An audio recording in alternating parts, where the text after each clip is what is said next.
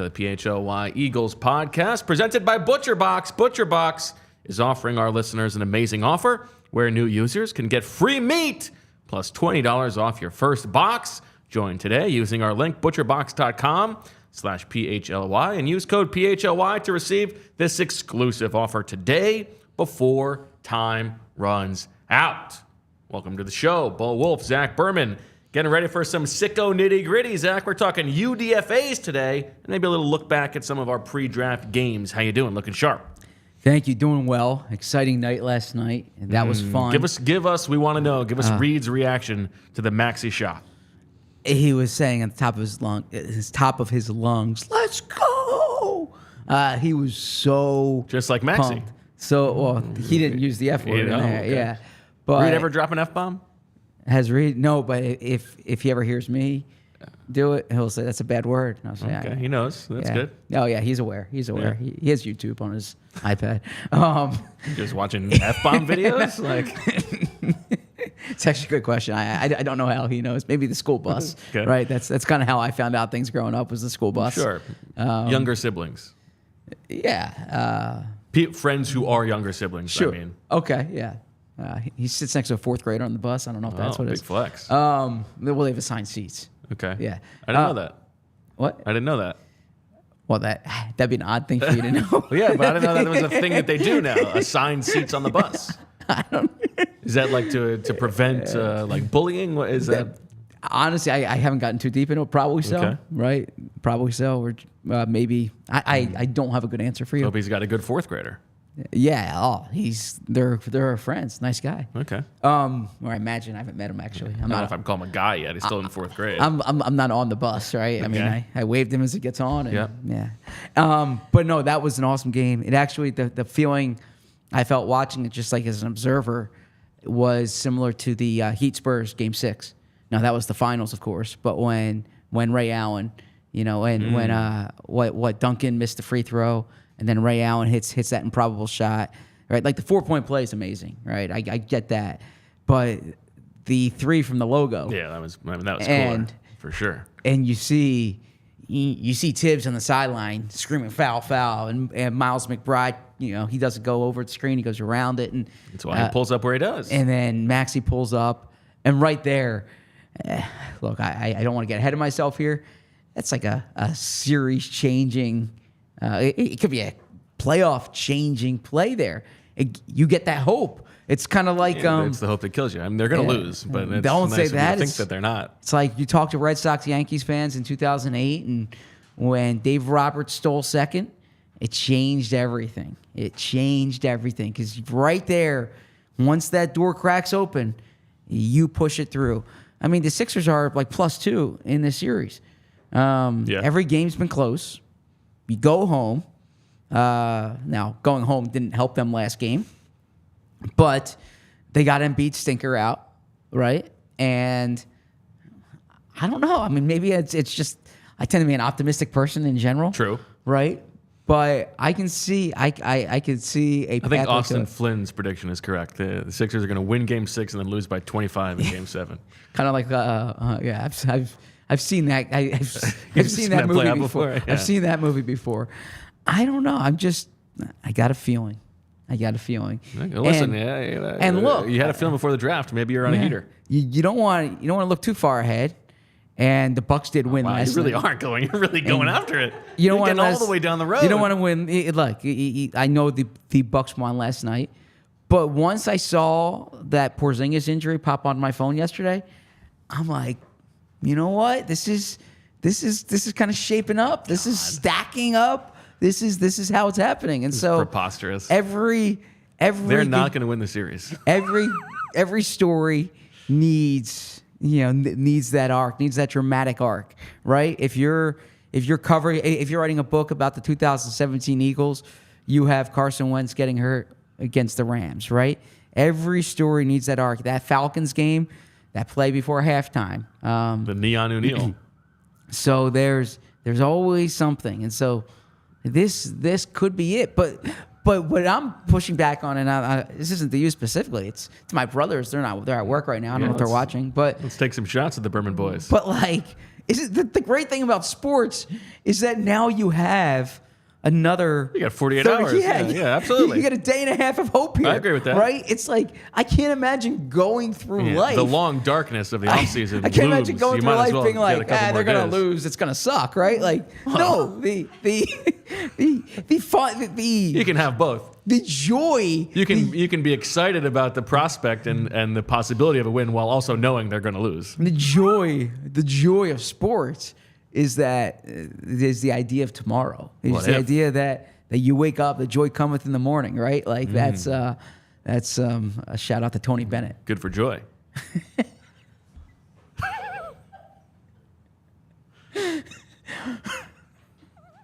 All right. Anyways. Good start to the day for Julio Jones. I'm doing well, and I'm excited for the show. So Me too. Yes. All right. We're going to talk about the Eagles undrafted class here, Zach. Now, as you talked about, bit of a roster crunch, only 7 spots and only 6 reported signings for the Eagles so far. They've got the rookie minicamp or the rookie camp this weekend. Maybe they'll end up, giving one of those guys a roster spot. And Howie Roseman talked about this. You asked him about it, actually, in the post-draft press conference, that because this year's draft class was considered to be a little bit shallower than most, more than a little, I would say, but yeah. Okay. They loaded up on the late-round picks at the expense of undrafted guys, whereas if it was deeper, they don't necessarily care. There's not a big difference between those picks. This year, they did think there was. And we'll look at this. It's actually a pretty interesting class, these 6 guys. And I think all of them, you can make a case, have an actual real shot to make the roster. We can start with, I would say, the guy who's... Wait, I just want to chime in there because I'm glad you brought it up. I just kind of want to outline the why, like you mentioned. 58 underclassmen in this draft, attributed to NIL. And it's the lowest number since 2011, right? As recently as 2 years ago, there were over 100. So you're thinking 40, 50 fewer, draftable prospects in this draft. So that's why the Eagles have the smallest class of undrafted rookies, like Bo mentioned. The other, I should say, like you mentioned, I'm not talking to the audience, I'm talking to you. It's okay. You can call me by my name. Yeah, the other thing is, and we talked about this during the draft. This is why the Eagles sought 2025 picks and trades. They got a third, fourth, and fifth. Next year's class is expected to be deeper. And then it's also why they wanted, like you just mentioned there, why they wanted a cluster of day 3 picks, recognizing that there was a drop-off, that it's not the same depth in the undrafted class. In other words, the player you're getting in the 6th round this year is not comparable to the player you're getting in the undrafted market for the most part. And I think in other years, they probably see it's fairly comparable. And then we should also just say, before we get into these specific players, the importance of these players. Every year, somebody surprises in training camp, makes the Eagles roster, turns into something of an impact player. I think last year Eli Ricks was the only one who made the roster and became, a player to watch. The year before, Reed Blankenship. All of a sudden, he is now a key member of the team, a starter. Britton Covey as well in the same class. And you can go down and down the line. Like, the Eagles have a long history of these guys making impacts. Yeah, this is how they're selling it. And Corey Clement, had the he led the Eagles in receiving yards in the Super Bowl. Undrafted rookie makes the roster. They also have a... Oh, sorry, go ahead. You've outlined it well. They have an aggressive strategy with this. That's what I was going to ask about. And you can get to the strategy before. I just want to add one other thing to kind of how the Eagles plan for this. They say they were more aggressive signing guys off other practice squads to futures deals this year. Yeah, that was recognizing interesting. That. So they gave out big guarantees to guys like Davis Price, the running back, Joy Nokwara, players that they were Darren more Kennard. Yeah, they were more aggressive on the futures market. Recognize, or from their belief, and we'll see if it bears itself out, that player has a better pathway to the team this year than maybe an undrafted guy. Yeah, I thought that was interesting, and I wonder if that is one where it's like, I don't know if confirmation bias is the right thing, but like you're so convinced that this draft class is shallower that you're changing your general operating procedure. I don't know if that is going to turn out to be the right thing to do. Like, does Tyrion Davis Price really have a better shot of making the team than whatever? We can get to Kendall Milton in a second like that, but kind of curious. But yes, the thing that the Eagles had started doing a few years ago before the rest of the league started doing it, and now it's sort of been caught up, is they would be guaranteeing this these signing bonuses to these guys larger than most, but with offsets, so that as long as they landed on somebody's practice squad, they weren't on the hook for all of that money. Exactly. So you're only in trouble if it's Carson Strong, right? And the guy comes in. And even then, you're not in trouble. Sure. Yeah, but it turned out to be a bad deal. You give a guy you give the guy bonus money. He's not good. He doesn't end up anywhere. You're on the hook, right? But otherwise, you're just getting the offset. So you're doing a down payment on his career essentially. You're giving him the bonus, but that bonus is offset against future deals. Or I shouldn't say bonus. You're giving him the guaranteed money because he's going to get that salary as long as he's on a deal. I hope we can get another summer rookie cooking competition video, because that made it very obvious that Carson Strong was not going to be here for long. Hopefully we get one this year. You judge the cooking skills. I judged his as a quarterback and a leader of the team to not be able to convince 23-year-olds to make cheesy bread. Come on. I would imagine 23-year-olds though like cheesy bread. I mean, exactly. Yeah. It should be an easy lift. Oh, okay. Yes. And he couldn't get it done. What draft pick do you think would or I mean, we don't know the undrafted guys. Which draft pick do you think is best in the kitchen?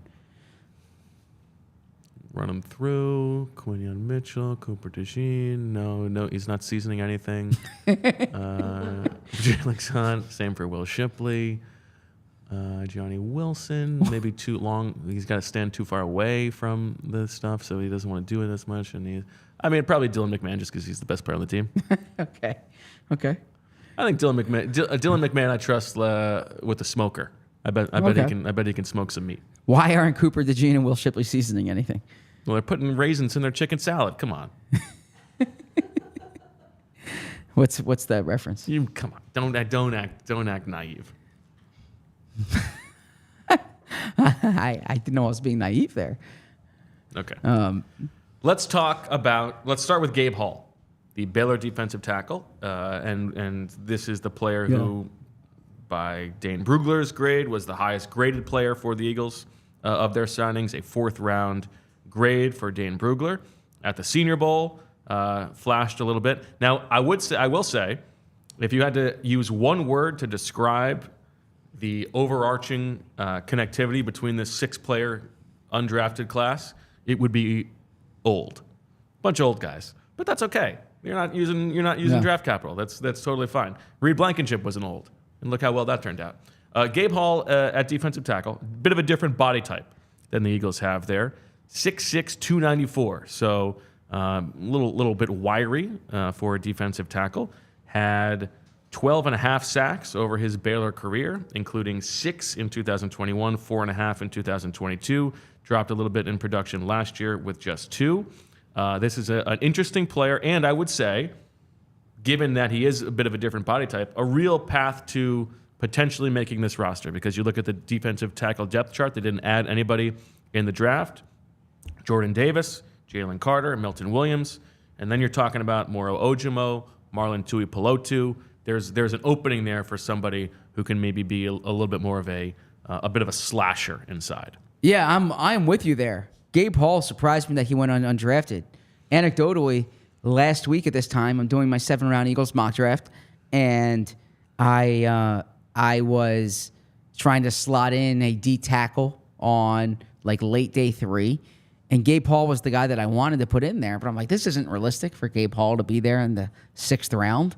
And sure enough, I probably would have. I wished I slotted him in there, just because. Excuse me. That frame is hard to find. 6'6", 291, like you mentioned, 34.5-inch arms, and I think that type of player, if you're looking for a Milton Williams replacement, Gabe Hall strikes me there. He's like a bigger version of Logan Hall coming out of Houston, right?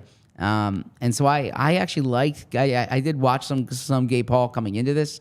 I liked him in the draft. I tend to like some of the Matt Rule recruits as it is.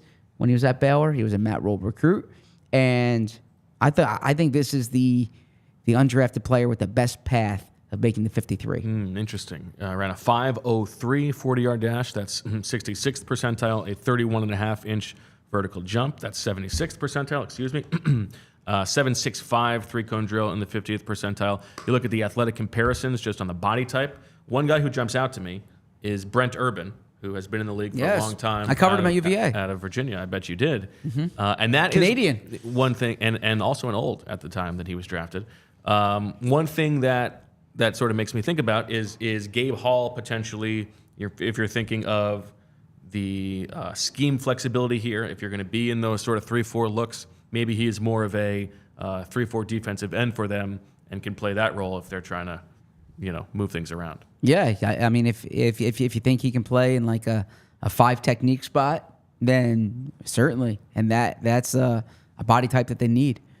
How about I'll just read you the Dane Brugler strengths, weaknesses, and summary. How's that sound? The strengths: aces the eye test with his tall, sturdy frame and outstanding length. Flashes the upfield power to knock back blockers and generate a bull rush. Has the linear burst and flexible torso to win with a slithery arm-over swim move. Swipes are quick and help clear the extension of blockers. Uses his long arms to reach, press out blocks, slice gaps, and make stops from the backside. Able to drop and redirect his weight in pursuit to chase the ball. Throws his weight behind his strikes to jar ball carriers at contact. Uses large mitts to find passing lanes and bat down the football. Also had a blocked field goal at Baylor. Experienced up and down the line and has yet to play his best football. Weaknesses: can bend, but his coordination breaks down because of his high hips and taller stature. Can be moved by ankle blocks when his base narrows. Awareness versus the run is inconsistent, which often leads to him losing sight of the football. Spends too much time attached to blocks on tape, mostly because of his tardy play diagnosis. Needs to broaden his arsenal of pass rush maneuvers. Shows the ability to reach his secondary rush option, but is often forced to sacrifice his positioning to do so. Below average backfield production, and his pressures dropped from 34 in 2021 to 26 in 2022 to 21 in 2023 as his role changed. Managed only 8 solo tackles in 2023, and his effort can waver throughout the course of the game. Summary: a 3-year starter at Baylor. Hall lined up primarily as a 3-technique defensive tackle in head coach Dave Aranda's hybrid fronts. There are too many peaks and valleys on his tape, which is reflected on the stat sheet, but the highlights leave a lasting impression, including his performance during Senior Bowl practices. With his quickness and length, Hall can win off the snap and penetrate gaps or overwhelm blockers when he stays on schedule to pop, separate, and close. However, consistency is often absent from his tape because of underdeveloped awareness and streaky reactions to the blocking scheme. Overall, Hall boasts disruptive traits, explosiveness, power, length, that jump off the screen, but he is too much of a flash player and needs further development to better impact the game on a down-to-down basis. He projects as a rotational 3 or 5 technique with starting upside if he finds better consistency with NFL coaching. I hope Dane gets some royalties for that. I mean, we are leaning so hard on Dane. I would hope that I hope he gets paid by subscriber that he brings in to The Athletic, and I hope it's a hefty fee because he deserves it. Yeah, I'm going to stay out of that, but I think that... You afraid of upsetting management by saying Dane Brugler should get paid more? I think Dane's amazing. I've been on record saying that. Bold take. Yeah, it's a bold take. Okay. Well, you might think that the future is bright for Gabe Hall, but if that's the case, the man's going to need some shades. And if he needs some shades, he's got to go to Shady Rays, because Shady Rays is an independent sunglasses company offering a world-class product rated 5 stars by over 300,000 people. Their shades have durable frames and crystal clear optics, making them the perfect choice for all outdoor adventures. They have hundreds of options to choose from, so you're bound to find the perfect pair to match your style. They probably have a style in the Eagles green. Bet they do at Shady Rays. So here's the deal. If you don't love your shades, this is the thing that makes Shady Rays separates them, because you can order the shades, try them on, and if you don't love them, you send them back, exchange for a new pair. That's it. Worry-free, within 30 days, no risk. Buy them, try them, and then decide if you want to keep them. Exclusively for our listeners, Shady Rays is giving out their best deal of the season. Head to shadyrays.com and use code PHLY for 35% off polarized sunglasses. Try for yourself. These shades rated 5 stars by over 300,000 people. Let me tell you about TrueMark, because I've been thinking a lot about our friends at TrueMark recently, and I think about certain brands that I just associate with Philadelphia and the Philadelphia area. And TrueMark's one of them. It's a financial credit union that when you join a credit union like TrueMark Financial, you become a part owner, which means profits come back to you instead of going to shareholders. It's designed really for the everyday Philadelphian. They have better rates, lower fees, and a better return on savings with more flexible options and all the same digital tools and tech to make our lives easier.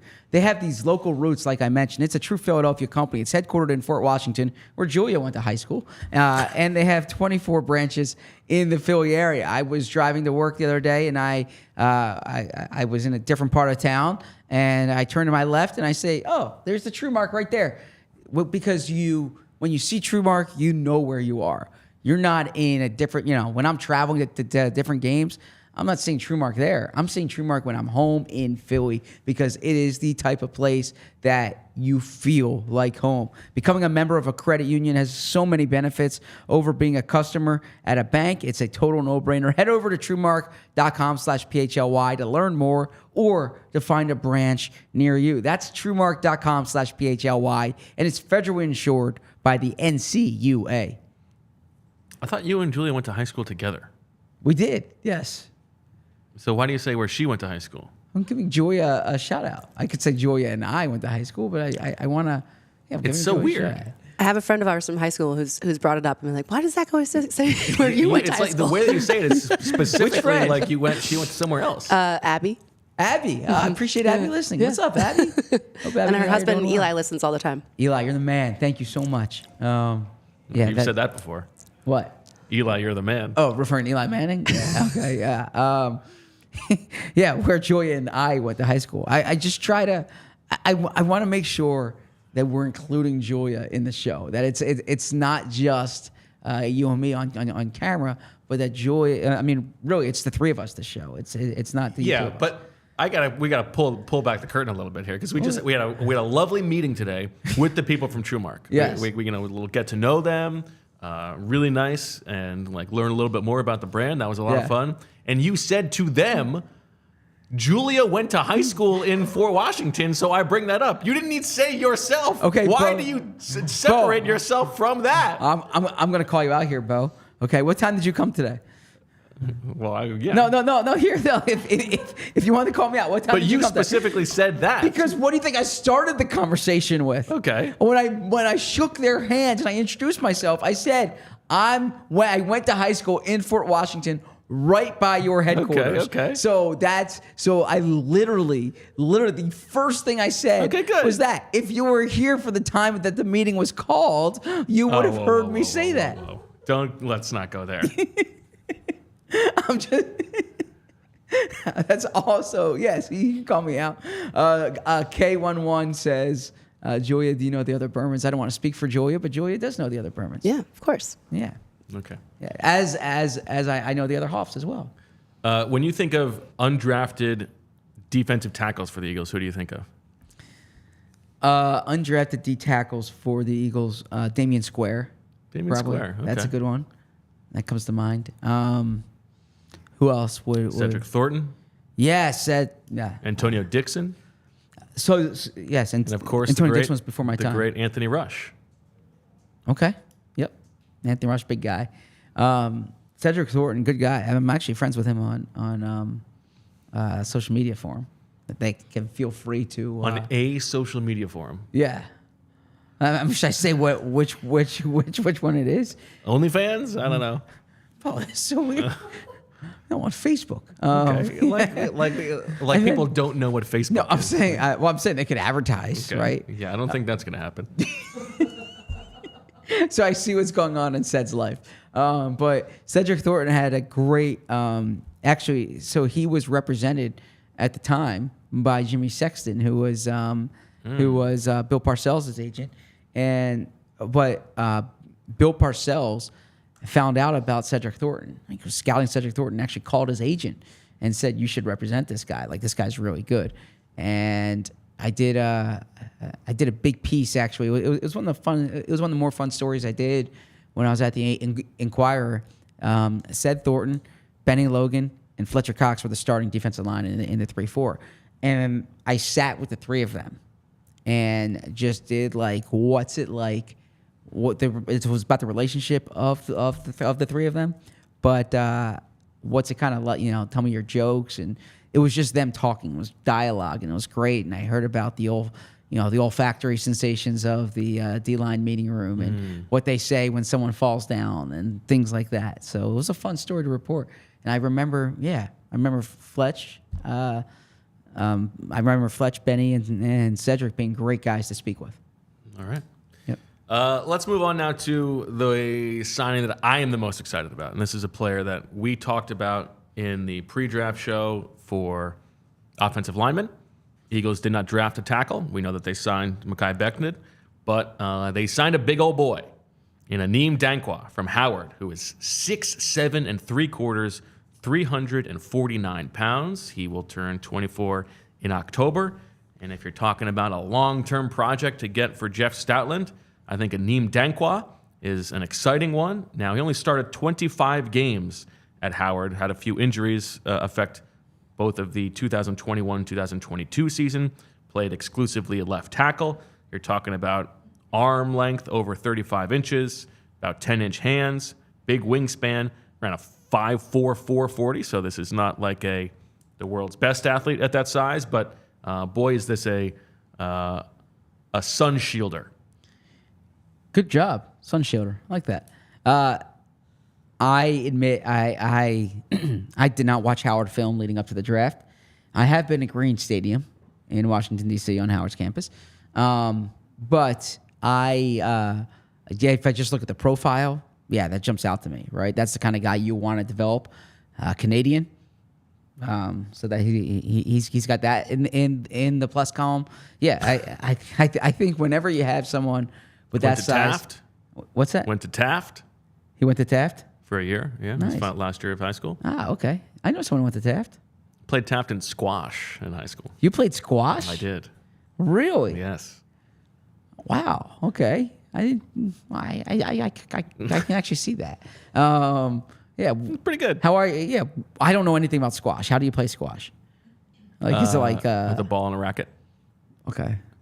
I sometimes maybe conflate squash and cricket. Squash and racquetball, you're probably confused. Yeah. Okay. So you're just hitting against the wall, and that's squash, right? Well, there is another player you're playing against. Yeah, but I'm saying, but you're not hitting it to the other team, right? You're not. Or when it's like tennis in a box. Okay. And you're standing next to the other person. Gotcha. Okay.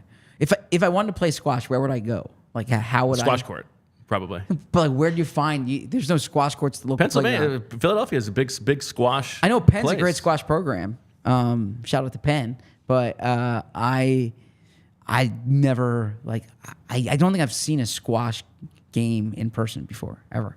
I'm sorry. So I'm saying, where did your high school have a squash court? We did. Okay. Yeah. So I didn't start playing until like 8th grade. I needed, I liked basketball, but I wasn't gonna be playing like 4 years of varsity basketball. So you decided varsity squash. Okay. And it kept me in good shape for baseball season. Oh, there you go. And soccer. Yeah. Yeah. In my high school, we had winter track, which like if I would just kind of run around outside and get ready for baseball season. There you go. Yeah. Anyway, Anim Dankwah. You want to give you the Brugler? Yeah, let's hear. Shout out to Dane. Dane should be paid more, and I am brave enough to say it. Strengths, massive size. You don't need his jersey number to spot him on tape. Oh, good line. Broad-shouldered and comfortably carries 350-plus pounds. Moves lighter than expected with the lateral quickness to mirror edge rushers. Gains ground quickly in pass slides and works hard to maintain knee bend. Wears the number 77 jersey because of Tyron Smith. Able to eat up bull rushers and spit them out. Oh, love that. Steers defenders in the run game once he gets his hands on them. Creates wide lanes and down blocks and churns his feet on playside runs. Described as self-aware and upbeat, and has a good handle on what he knows and what he doesn't, according to an NFL scout. Started all 12 games in 2023 after battling injuries as an underclassman. Weaknesses. Upright and plays top-heavy. Maintaining a steady weight needs to be a priority for his pro career. Can do a better job maximizing his length to keep defenders at his fingertips with better timing and recoil. Gets in trouble when he oversets, lacking ideal redirect skills for natural recoveries. Needs to improve his efficiency anticipating and reacting to twists and games. struggles to control himself out in space and in the screen game. His field vision and instincts are still a work in progress, which is expected considering his relative inexperience. Missed chunks of the 2021 and 22 season because of injuries. Doesn't have a large sample size against high-level competition. Summary. A 3-year starter at Howard, Dankwah lined up at left tackle in the Bison's zone-based run scheme after splitting the first 18 years of his life between Ghana and Canada. He committed himself to football and showed incremental improvement each season in college, helping Howard win back-to-back MEAC titles in his junior and senior seasons. There is a major difference between his 2021 tape versus Maryland and his 2023 tape against Northwestern. With his towering size and super long arms, Dankwah often makes first meaningful contact and forces rushers to take elongated paths around him. However, he tends to be overly reliant on his length and upper body control, leaving his feet stagnant and out of sync with his hands. Overall, Dankwah is a work in progress as he learns how to maximize his gifts and compensate for his tall center of gravity, but his promising movements and God-given size are the foundation of something an NFL coaching staff can mold. In several ways, he reminds me of an FCS version of DeWand Jones. Okay, I like DeWand Jones coming out. Basketball player. Indianapolis. Ohio State, yep. Great job. Thank you. Yeah. So look, Well, I'm just saying, I just read all that. I need to give me like 10 seconds. Okay, yeah, I'll give you more than 10 seconds. Look, when you have 35 and 1/8 inch arms and you're 6'8", 349, it's a good project. When you're at Howard, you're not facing the same type of competition that obviously if you went to UVA or Val-Tech or Maryland, they pick schools from that region. But you can't teach size, don't I know it? So Dankwah is certainly worth it for that reason. Frankly, it's a frame. When you just hear those numbers, that's comparable to Jordan Mailata. Yeah. Now Dankwah's 23. Jordan was 20, 21 when the Eagles drafted him. But And certainly a better athlete as well. yeah, Testing-wise. yeah. But this is the type of player that you bring him in. You hope you can get him on practice squad. Yeah. You develop him Worth for a dice roll. You develop him for a year, and maybe you have a King Dunlap type. Oh. Who do you think of as undrafted tackles? Because offensive line, you got your Sua, you got your Nate Herbig. but- Yeah. Well, Matt Tobin was a tackle when he Tobin, started. that's a good one, yeah. With the Eagles, he kind of played some guard, but that's the tackle that probably jumps to mind. That's a good one. Okay. What about you? Yeah, I guess Tobin. I'm trying to think. Yeah. I think they've mostly been interior guys. Yes. Yeah, I mean, you got your Casey Tucker, but Oh, I was thinking guys who made the team. yeah, so was I. Okay, yeah. I don't think there are a ton. Gotcha. Okay. Austin Howard. Okay, before my time. I remember Austin Howard. Oh, okay. All right, let's stick on the offensive line.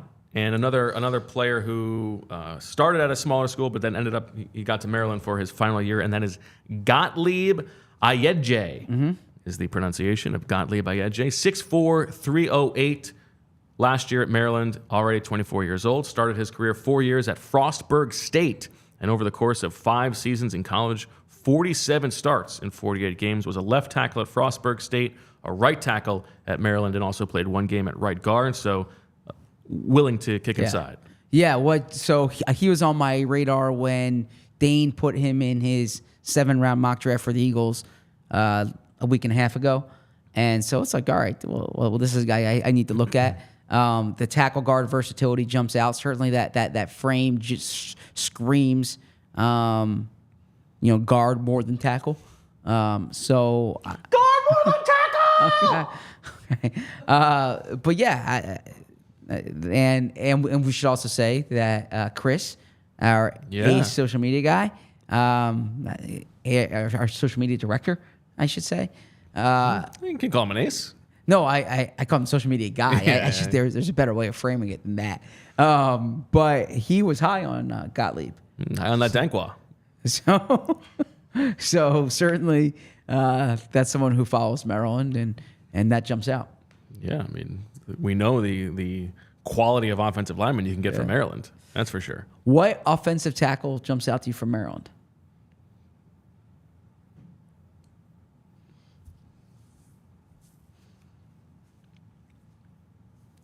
Who was that guy who was like a really good athletic test? Anthony Davis? No, he went to Rutgers. Anthony Rutgers? Davis. I don't know. Okay. I mean, Michael Dunn is the only offensive lineman I care about. Oh, there you go. Okay. Well, if Michael Dunn's watching, he'll appreciate this name. I had to do like a diary entry on a Maryland offensive lineman when I was at the Washington Post, and or multiple diary entries like leading up to the draft, and the players still in my phone book or like still in my contact thing. So delete that. You never know when it could come in handy.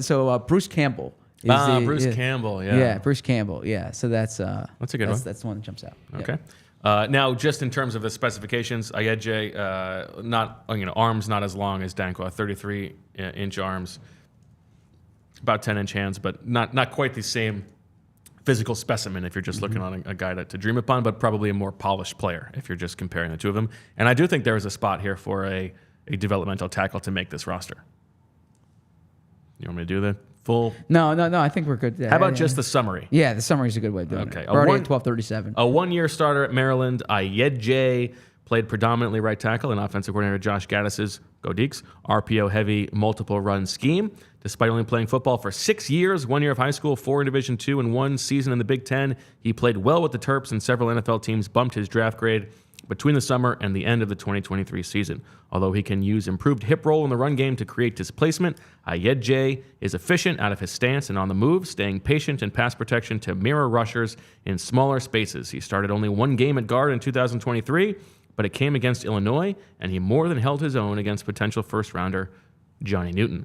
Overall, Ayedje doesn't have overwhelming size and needs to prove himself against NFL power, but he plays with control and several baseline traits that will translate well. He projects as a developmental guard who can play tackle in a pinch.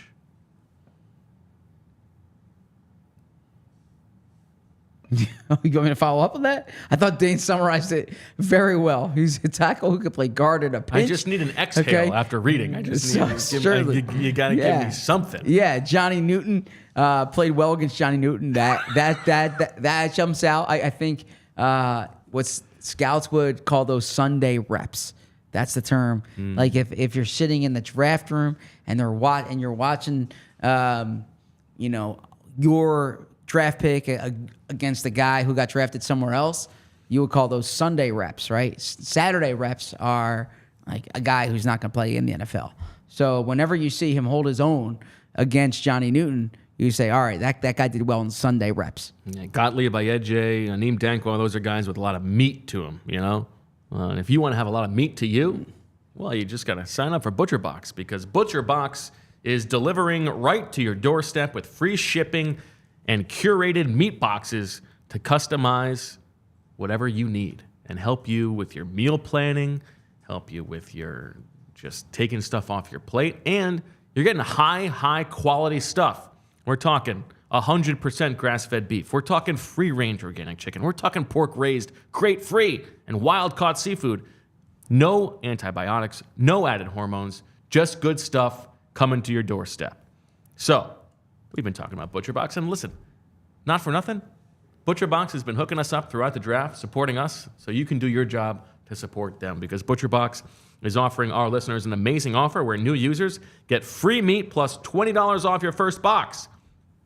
Join today by using our link, butcherbox.com/PHLY, and use code PHLY to receive this exclusive offer today before time runs out. Yeah. Excuse me. I received my ButcherBox. Excited to put it on the grill. And when I'm eating that steak and I'm having a good time out back, enjoying the good weather with friends, you know what I want? I want a nice cold Miller Lite, because I know that a lot's changed over the years, and one thing that hasn't is the great taste of Miller Lite. Another thing that hasn't changed is that the taste is less filling. So what is the best? So the great thing about the original light beer is that it tastes great and it's less filling. Miller Lite has sparked a debate since 1975, and we still haven't settled it. There's so many great things about Miller Lite. I like the light beer quality and the great taste that it's less filling, like I said. And there's memories that you associate with it, like on a hot day, sitting out and having that cold beer and talking with friends about the past undrafted rookies that the Eagles signed. Who was the best undrafted D tackle? Who was the best undrafted tackle? And you're washing it down with a nice ice cold Miller Lite. You spend less time thinking about what you're drinking and more time drinking with friends. Miller Lite keeps it simple. There's undebatable quality, great taste, and only 96 calories. It's the beer that strips away everything you don't need and holds on to what matters most. A light beer that tastes like beer, less filling and only 96 calories. The original light beer since 1975. You don't have to choose what's best. What? Nothing. Miller Lite has great taste and is less filling. Tastes like Miller time. To get Miller Lite delivered right to your door, visit MillerLite.com/PHLY Birds, or you can find it pretty much anywhere that sells beer. Celebrate responsibly. Miller Brewing Company, Milwaukee, Wisconsin. 96 calories per 12 ounces. Fewer calories and carbs than premium regular beer. What did I say? That was... You said nothing. It was a thing in my own mind, a little bit underslept, and I was thinking about former undrafted wide receiver Blue Cooper. Oh. And then that made me think of the classic Alfred Blue, the ball carrier. Okay. And that's what made me laugh. Gotcha. Okay. So I was... Alfred Blue, the ball carrier. Okay. You have such a... That's not allowed? That's got to be a flag. I mean... You get them down however you can. I see... You know what? By any means necessary. Bo... Your sophomoric humor, man.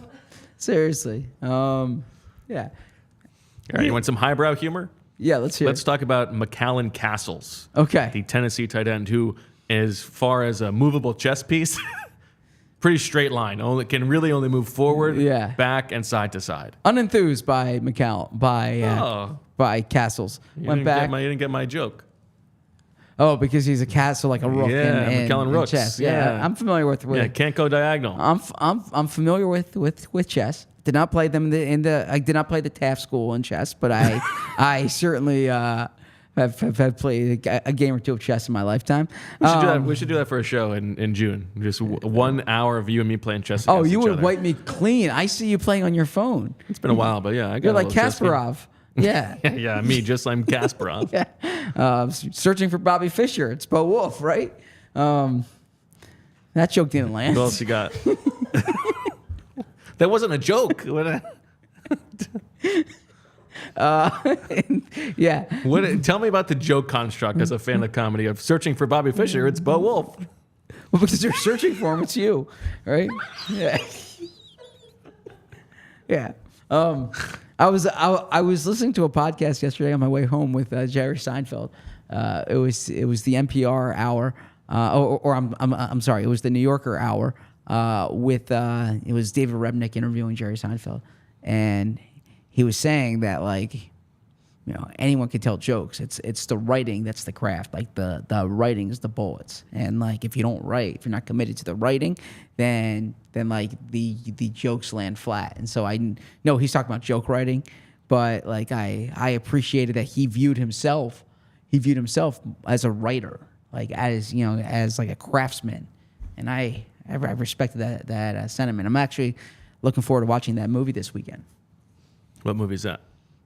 Frosted or Unfrosted? Yeah, it's the movie it's about the Pop-Tart that Jerry Seinfeld directed. Okay. Yeah, that's on my list of entertainment this weekend. What else is on the list? Well, Game 7, when the Sixers win. Okay. Okay. Probably watch the Giants are coming to town, I believe. Phillies Giants games, right? NBA playoffs. I'm back. I haven't coached Reed in baseball in a week and a half. I'm back on the field this weekend, so some of that. I'm celebrating my niece's birthday, so yeah, there's a handful of things.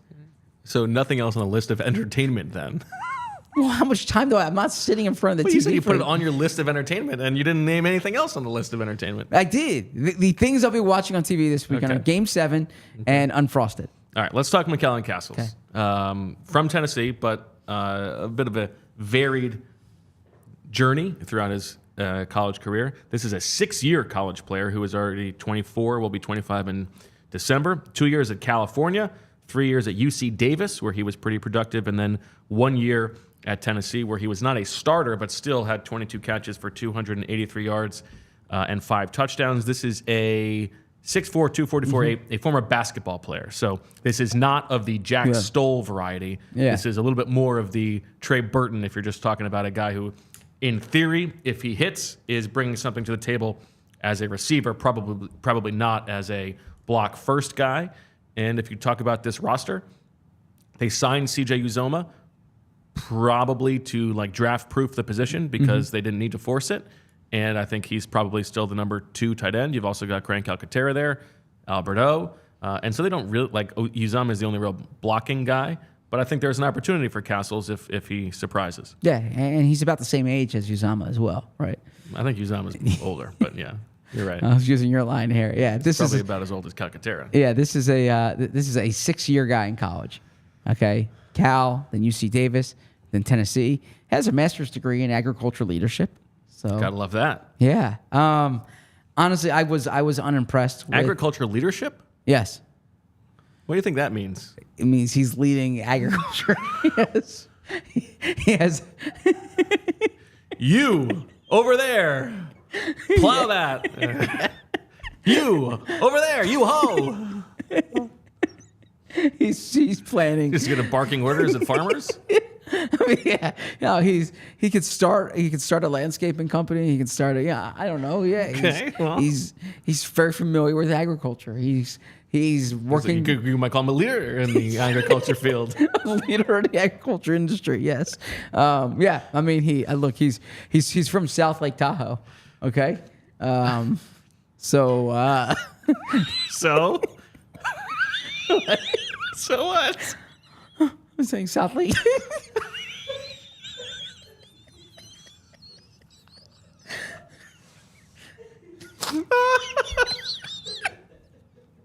All right, let's compose ourselves here. So when I did watch McCown Castles, and I got to say I was He's from South Lake Tahoe. So. Oh my God, we're so punch drunk. all right. Please. By the way, his high school is SLT, so I'm thinking like slut. All right, this is ridiculous. Be okay? a professional, Zach. Yes, come on. I mean, journalism. Like, let's come on. This is all right. So I went back and I watched McCown Castles play, and I was unenthused, to be honest with you. Wow. There were other players on Tennessee that jumped out to me more. I mean, Yeah, he's undrafted. yeah, he's an undrafted player. I don't actually think look, I could be wrong. He could come in and be really good. I would rather Calcaterra. I would rather Alberto than McCown Castles, but we'll see. Well, He did I have look forward to some impressive pro day testing numbers. 4.67 yeah. 40, and also jumped very well. 37.5-inch vert, 10 feet 6 inches broad. So you're in terms of roll the dice on an undrafted tight end. That's a guy who has some powerful tools in his body, at least. Yes. Okay. Plus, he's from South Lake Tahoe. I was gonna say South Lake Tahoe. It's South Lake Tahoe. Is probably a fertile ground for agriculture. Is what I was trying to say. Okay. That's what I was trying to you get go. across. All right, 2 left. Let's talk Kendall Milton, from Georgia. 6'1.5", 225, 22 years old. This was a player who was, part of the Georgia backfield rotation, but never necessarily grabbed the job by the horns. But 2 starts last year in which he ran for 790 yards on 121 carries, 14 touchdowns. The year before, 592 yards on 7 yards per carry with 8 touchdowns, so a bit of a touchdown maker. One thing you can say, not a lot of experience as a receiver. Only 12 total catches in 4 years at Georgia, 4 last year, 5 the year before that. So this is the opposite of a Will Shipley in terms of the body type, more of a between the tackles guy. Ran a 4.62 at the combine, 35.5-inch vert, 10 and 4 inches on the broad jump. I was a little, I'm not going to say underwhelmed like you were with McKellen Castles, but I didn't see like a ton of like make you miss ability, stuff like that from Kendall Milton just from watching him. But adding to the backfield where they don't have a number 3 running back until it became Will Shipley. I actually liked some Kendall Milton. Really? Yeah, and I didn't think much of him leading into the draft because of the time testing, right? You don't want to. We see a 4.62 running back. It certainly isn't impressive there. But when you watch Georgia last year, so their top running back was DeJuan Edwards, right? But late in the year, Kendall Milton really came on, and Kendall Milton was a decent recruit. I remember him. I think he was out of I don't have it in front of me, but Fresno, California, which I don't know much about their agriculture. But Kendall Milton, he signed with Georgia. And he kind of waited his turn. Georgia typically uses a rotation backfield, but I thought later in the year he actually came on decently. And you like the size. He is a big physical back, so he's competing with Lou Nichols and Davis Price for some of those depth spots. And yeah, I seem to like him more than you did. A bruising back, says Dan Brugler. Milton is a one-cut runner with good vision to key the block that can spring a chunk gain. 32.5% of his carries resulted in 10 yards or more over his final 3 games of 2023 once he was healthy. He runs hard with quality pace but lacks creativity and doesn't have dynamic moves. He'll need to hit quick closing NFL lanes. Overall, Milton is a good-sized hammerback who runs with balance and offers blocking upside, although his injury history, soft tissue, left knee, poses concerning durability questions. He will need to make his mark on special teams to warrant a roster spot. Yeah, so he found the touchdown. Oh, I'm sorry. He found the end zone on basically, frequency. 11-12% of his carries. 14 touchdowns on 121 carries. I talked about him coming on last year, the Ole Miss game. He had 9 carries, 127 yards, 2 touchdowns. He had a 51-yard score in that game. Georgia Tech game, he had 18 carries, 156 yards, 2 touchdowns. Against Florida State in their bowl game, they win 63-3, but he has 9 carries, 104 yards, 2 touchdowns, a 43-yard touchdown. Right, Florida State was missing most of their guys that game, but still, there's I think there's something to be developed there. Let's count to 3 and name an undrafted Eagles running back. Ready? 1, 2, 3. Reno Chris Mahe. Polk. I thought it was implicit we would do someone from our shared time together. I didn't. Okay, so then Corey Clement. Corey Clement. Yeah. Okay, good. All right, last one. Close this out.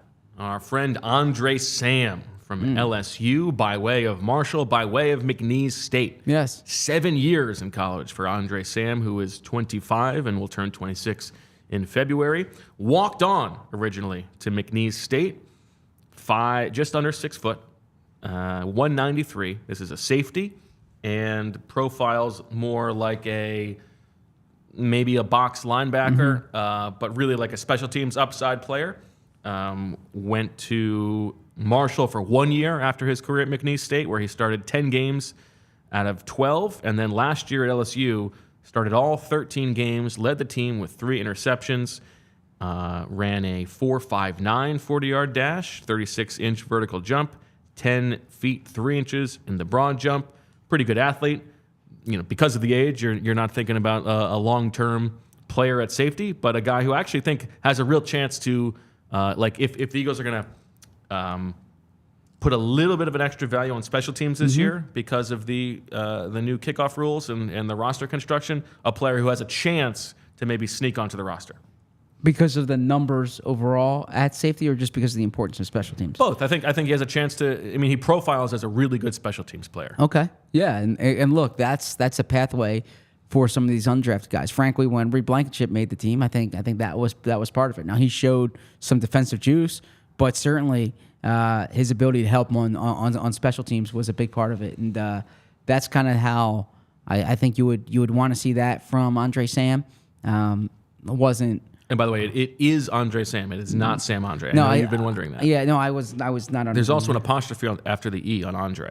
That's my favorite way to spell Andre. Why is that? Because the apostrophe makes the E an A. So Andre, yeah. No, that's if it's an accent on top of the E. This is an apostrophe after the E. Okay, so I interpreted it all. I conflated. We're not talking accent aigu. Accent aigu, yeah, j'adore, right? But In any event, Andre Sam, I wasn't blown away by him. I didn't think negatively of him. Second Eagles rookie from Iowa. Okay. Yeah, after Cooper Jean. He's from Iowa, Louisiana, though. Okay. Yeah, I was kind of wondering how. I did not know his hometown. Okay. Interesting. Favorite undrafted Eagles safety? Does that have to be Elijah thrown Riley. in? Okay, I mean, I can't say Quentin Michael. You can say Quentin Michael. I thought it's implicit that it's a player that we Well, covered. yeah. Reed Blankenship. Nice, yeah. That's a good one. there you go. Like Reed. Do you remember we should have talked about this with Gabe Hall, seeing as he's from Baylor, but do you remember when Howie Roseman was making the post-draft rounds a couple years ago and was really talking up Graylin Arnold? How could I forget? Yeah, Braylon Arnold, who was he with the Texans this past I year? believe it was. Still in the league. Like the Braylon Arnold. Nice guy. Yeah, nice guy. Yeah. Small hands, I remember, as part of his scouting report. It's all relative. Sure. Yes. But yeah, Howie was all gassed up about that one.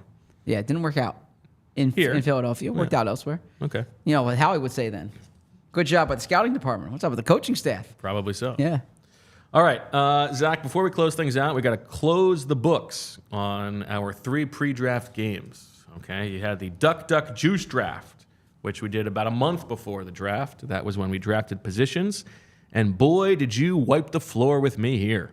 You took corner with the first overall pick, and I took offensive tackle. So you got 13 points on cornerback in the first 2 rounds. This is a game that is given points for the opposite. 7 points for the first round, 6 points for the second round, 5 points for the third round, and on down the line. You had cornerback, wide receiver, defensive end, and running back totaling 27 points.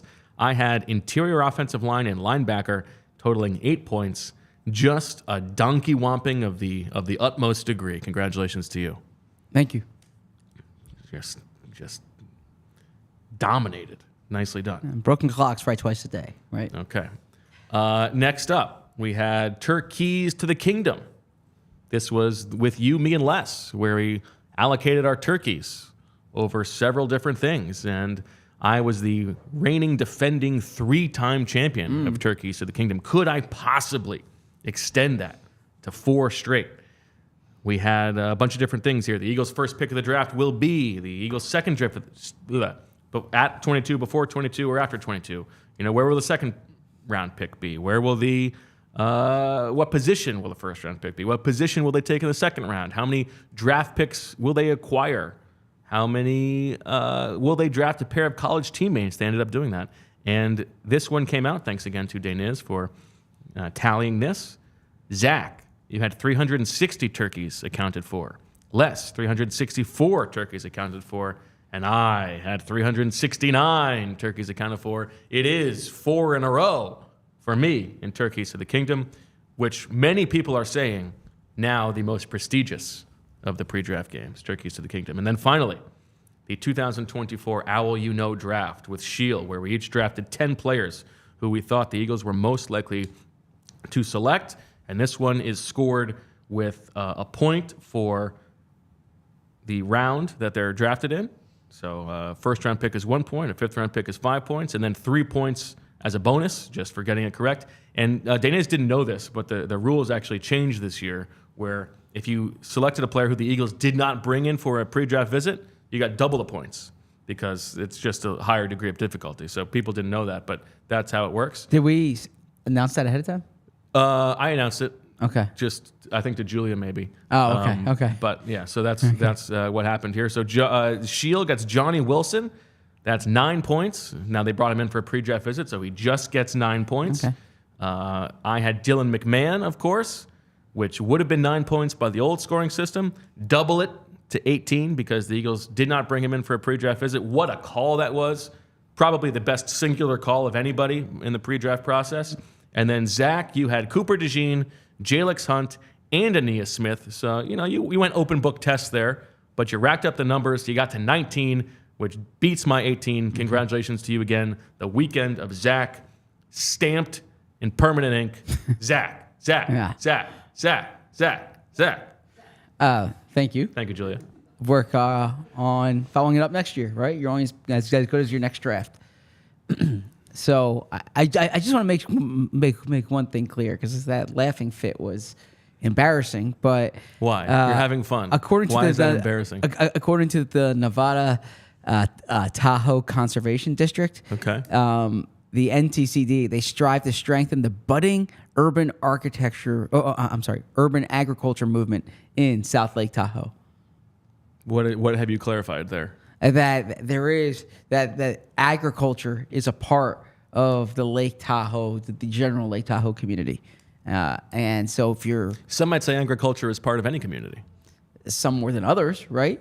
I mean, if you're in more of an urban area, there's less agriculture, right? Like for instance, the top, I think like the Sacramento Fresno area actually has a big agriculture community. But yeah, South Lake Tahoe, I knew they had a budding agriculture community, and that is why I referenced the fact that he was from South Lake Tahoe. So I just wanted to correct that. And So did you find any information on what agricultural leadership is? Well, I imagine it's someone who leads this urban agriculture I would imagine, yeah. effort. So no, I will give you more information there. Thank you, Joy. Joy's pulled this up on the screen. Is this from the University of Tennessee? Oh, look at that. Yeah, you have a. Okay, I can't read that right now, but Why, you blitzed? what's it? No, I High on that Dankwah. it's small type. I can't That's read okay. that right now. Yeah. All right. Well, I guess that'll do it for this entertaining and informative episode. Wait, can I ask the audience something real quick? Okay, Bo's not going to be in tomorrow. It's Rich and I are here. All right. The last time we did a mailbag was the last time Bo was absent, which was the end of March. Okay. It was actually after the owners' meetings. It was the shows after the owners' meetings. It's May 1st today. It's May 2nd tomorrow. Okay. More than a month has passed since we did a mailbag. Okay. Appropriately, I thought, all right, it's a good time for a mailbag. Would you, the audience, like a mailbag? Or would you like my plan B and plan C, which I actually thought would be good next week when Bo's here, which is to give our depth chart breakdown on offense and on defense? I was trying to find a show that would make sense to do when Bo's not here, considering your aversion to mailbags. I'm open to a mailbag. I just think it's convenient that the only time that someone else has to come up with the show idea, we just go to the mailbag again. I gotta say, this is actually Must be tough. Heavy lifting, the creative load, huh? Jerry Seinfeld said that it's a big debate in the comedy community. Crowd work. If you're going to come up with a new hour for every show, or if you're going to give the bits that people like when people go to see, the Rolling Stones, they want you to play the hits, right? Yeah, this is a classic Seinfeld thing. It's exactly. So I would rather see Jerry Seinfeld work on a new hour. Okay, so I'm. If you want to talk about the craft, I would like to see that craft. Yeah, but I'm saying so people tuning in, they might want to go back. They might want comfort food. They might want the mailbag. It's been a long time since you did the mailbag. I can tell you, when I went to high school with Julia, okay, and Bill Simmons would have his mailbags, I would get so excited, right? Like Pete Vernon and me, we would print them off. In the computer lab, we would go through. Don't get Pete in trouble. We know Mr. Vernon's listening. He would, Bill Simmons would always end it with, "Yep, these are my readers." Right? Great, way to. It was a great kicker to the column. So I think that there's nothing wrong with some comfort food, right? You can try to mix up the menu sometimes, but sometimes you just want the classic veal parm, right? And that's kind of what the mailbag is. It's just like that scene in Field of Dreams where Ray Liotta says, as long as you throw it over the plate, you don't need a catcher. It's right? It's similar to that, I suppose. If you hit it out of the park, you're not going to strike out. So, what would you guys like? How about this? You can email me at zach@allphly.com. You can DM me on Twitter, on Instagram. You can Facebook message him if you sign into Cedric Thornton's account. You can Facebook message me, whatever you want to do. Tell me what you want, or actually tell me if you're opposed to a mailbag. Otherwise, Rich and I are going to do what I think is actually a wonderful way to construct the show, which is listen to what the listeners want and the viewers want and give them what they want. Find out what's on their mind and address those questions. Tell them you want nudity. Find out what's on their mind and address those questions. All right. What an episode. Thanks to everybody for watching and listening. Back tomorrow at noon with Zach and Handsome Rich. Off on Friday and then back next week. But I do want to say Friday, though, is the Eagles minicamp, so you can, or the rookie minicamp, so follow along for any updates, and we'll have stuff on PHLY.com. Well said. Thank you to Julia for putting this show together. We will be back tomorrow. Thanks to everybody for watching, listening. Subscribe on YouTube, download, delete, all that good stuff, and evangelize about the show. We appreciate all the support over the last week. Big draft week. That'll do it. Talk to you tomorrow. And as always, we love you. We all silly like the mayor.